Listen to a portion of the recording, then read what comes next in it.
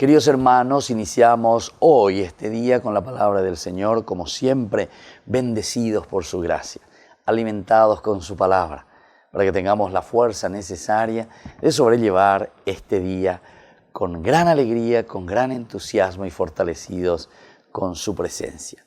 Vamos a leer hoy, en este tiempo de Cuaresma, en este miércoles, del libro de Jonás, capítulo 3, del 1 al 10. Vayan de Jonás.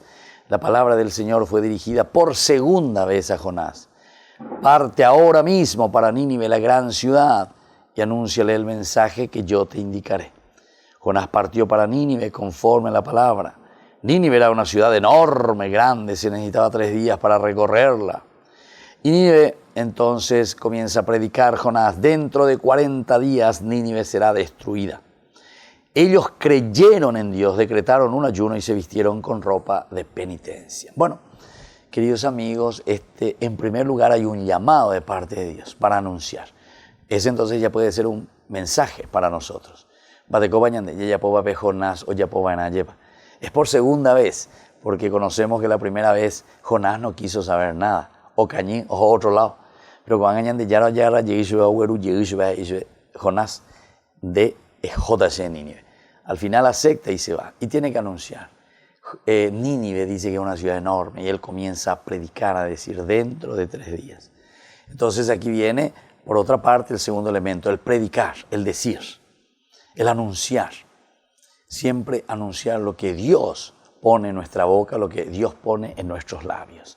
Y cada uno es responsable de eso. Después viene el otro, cuando él predica y dice, atención, Nínive, dentro de 40 días Nínive será destruida.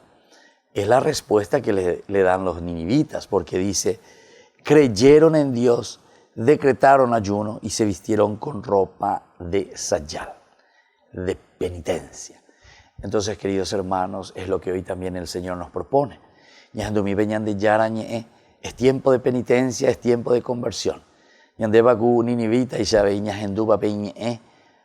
peñan de Ujaya, peñan de Yarañe, Ayeva, Ñañe Punuya y Apo peñan de Rapé, de conversión. Pidamos esa gracia entonces en este día y que tengan un hermoso y una hermosa jornada en esta jornada, ¿verdad? Y que tengan una hermosa jornada en este día. Y la bendición del Señor descienda sobre ustedes, el Padre, el Hijo y el Espíritu Santo. Amén.